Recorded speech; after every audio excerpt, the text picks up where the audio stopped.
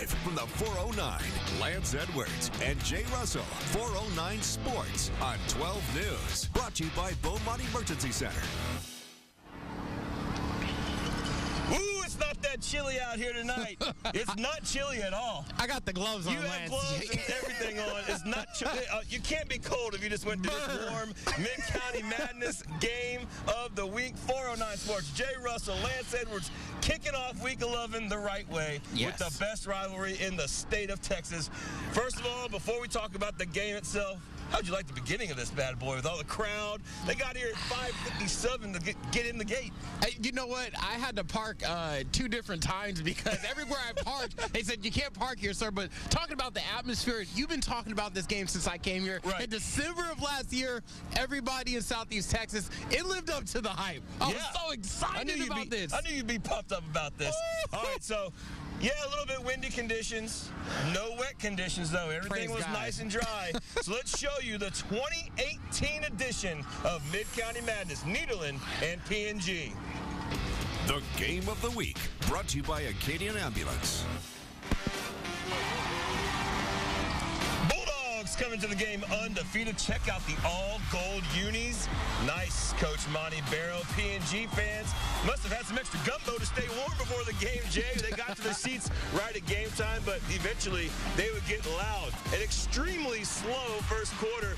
Dogs making moves, though. This is going to be Landon Hiltz for a first down gain. His next toss, that is Blason Fernandez. Across the middle to Blaine Burnett. Ooh. What a snag. Go up and get it, number 6.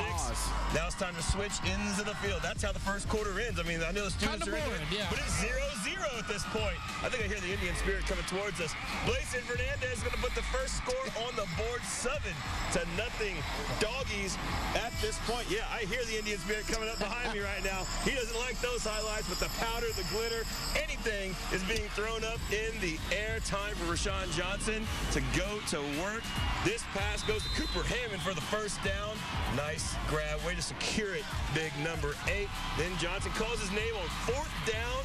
This ball game is tied, ladies and gentlemen. That's how you do it. And those were all the points that were scored in the first half. Sean Johnson. Halftime, 7-7. So you're like, hey, where's the offensive explosion? Well, if you build it, it will come. They will come. The P&G Indians will come in the third quarter. But it started with defense. Check out the Indian surge off of this Tyler Jackson interception. He had 2 in the game tonight. That was a big play because it set up number 2's touchdown, his second of the game. Now we're up 13-0 after the missed extra points. All right, now you know Johnson's going to go to the air and find his man, throwing dives to Caleb Winchell. Winchell gets the big catch, and he stares down his own student section.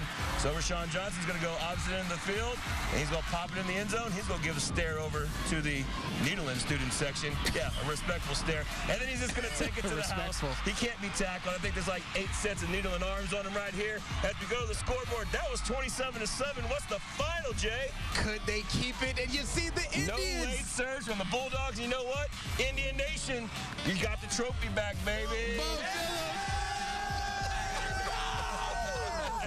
All right, we got the Indians here with us. How pumped up were y'all when that run starts happening in that third quarter like that? How pumped up were you going? We were very pumped up. Hey, Jay. Very pumped up. Yeah, Jay, we were very pumped up. I know, right. It didn't look like it. All right, hey, Tyler, the big interception. Come talk to me about it. Oh, let me put my helmet on first. Who is this guy? I thought I'd take it to the house, but it got caught. No, we didn't show that one on TV. We showed the first one that started the run. Oh, hey, it don't matter. We won. Yeah. So Tyler's play was huge though, because that first pick gave the Indians the momentum in that third quarter, and then it blew up so fast, didn't it, guys? It was that third quarter, right? And just guys, tell me what was the change about it? Because in the first half it was 7-7. It didn't look like it was a lot of scoring. So what did they tell you guys at halftime to maybe change things around? Well, Coach Fairclough said that we're a second half team, so we came and proved it. Yeah. Nice. There we go. All right. Hey, we got to talk about about the war paint. Introduce this man right here. Oh, we got the watch war that flag paint. a little bit. Put it on your side right there. USA, baby. And the there we American go. flag, man. Just talk kind of about the defense, too, man, because the defense was really shutting stuff down. They were getting turnovers. Then it was going over to the offense. They were able to score. Yes, sir. Well, our defense is supposed to play 1-11. That's what we always talk about. And when we play 1-11, everyone comes together and we get the win. I'm just going to say this right now. I think the best braids in the 409. Good braids. Yeah. But he also has Gotta go down. But how much time does it take you to get that eye black on? I mean, that's intense. 5 minutes. 5 minutes. There's no rhyme or rhythm to it. You just smear it one end and the other, huh? That war pay, baby. All right, hey, I got to hear it one more time. INDIANS, right? Yes, sir. Yes, sir. What do y'all say around here? Scalp. All right, scalp them, Indians. Scalp. Hey, congratulations, guys.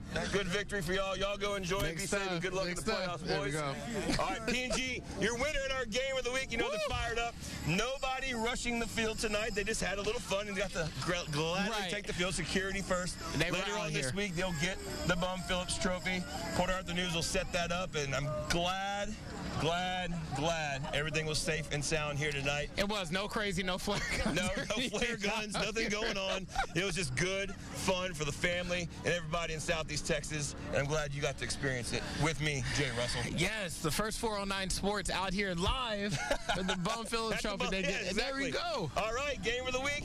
That's a wrap. Who we got next on the docket over here? All right, let's go on and keep it moving. We're going to get it going. It looks like Dayton and Vidor, the Pirates. Let's see if they can get it going. Let's take a look.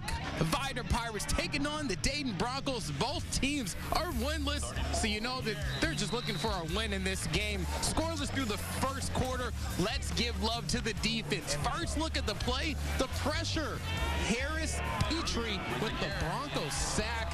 Coach isn't happy about that one. Look at this, Lance. 50-yard plus run just for a first down.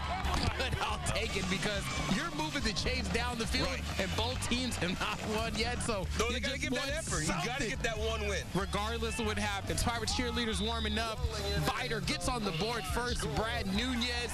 That's a Pirate touchdown. Let's look at the final score, Lance. Let's see if Vidor, they get the first win. Good job, So Pirates. we're loving that. 21.2, so great way to end the season, Lance. Good job by the Vidor Pirates. Way to get that winless column out of there. Great start to the season. Not a really good district time, but guess what?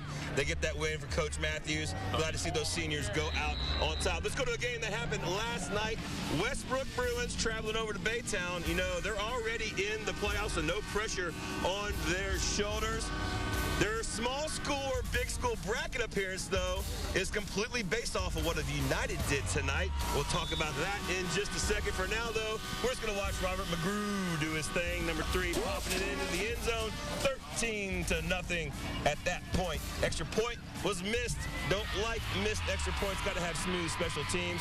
And then the Raven Eli just goes to work. Deontay Simpson and him hook up for a nice catch and run. Then the stop, drop, and roll in the end zone. You know why? Stop, drop, and roll, right? Is he hot?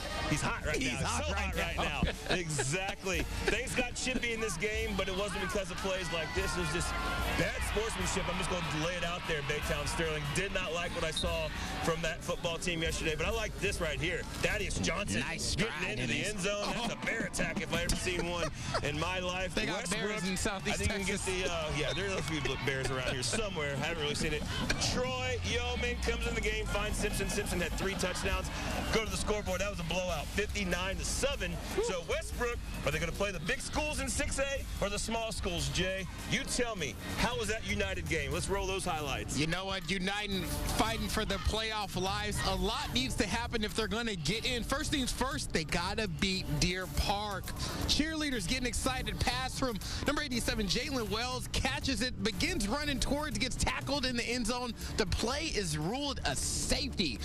Fans are freezing, and we kind of are out here too. But the cheering still win or go home, basically. What are you guys going to do? Deer Park gets the ball back, gets the work.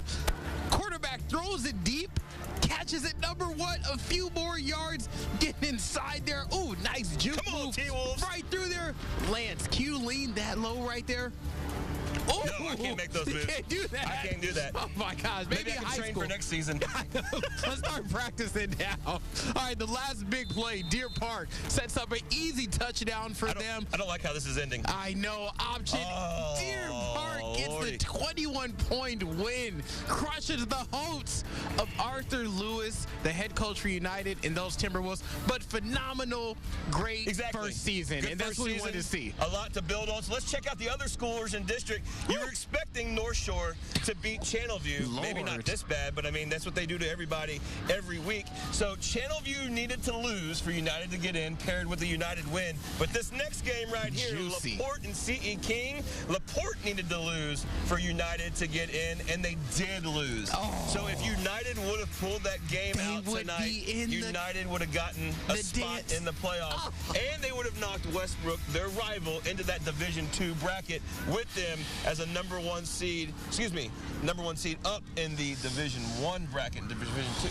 I don't even know what I'm saying. It's so cold right now. It's cold, just like the brain cells So are the bottom freezing. line is North Shore is your number one seed in the Division I bracket, and the Westbrook Bruins are the number one seed in that Division II bracket, which means they don't have to face the big boys. They don't have to play the big boys. Later down the line, So a little bit of an easier road, but it's still tough in Texas high school 6A football playoffs. So that's all we got for this A block right here. We're going to keep our A game up. Coming up next, more 409 Sports. Jay, you ready to do this? Yeah, man. The bands, baby. Bands. Oh, we got to do the band of the week, Band of the week, baby. All right. Band of the week out here, man. by 7 votes. And I swear there were no computer models or algorithms or anything that went into cheating to the band of the week this week. I swear on my life that it was completely 16,000 kids from each school pressing the button 16,000 times. No, a 7-vote victory, however you chalk it up. That was For huge. the Indian band, check out the halftime show. Here's Kate The Sauter. Band of the Week, brought to you by Beasley's Smokehouse Sausage. Hey guys, Kate Sauter here with this week's Fan of the Week. It's my last week out here. Had so much fun doing this. Really reliving some of my old high school days. So proud to introduce you to this week's Fan of the Week. It was out of the water. So many votes. I'm not kidding. And these guys won by 7 votes. The PNG Indian Band.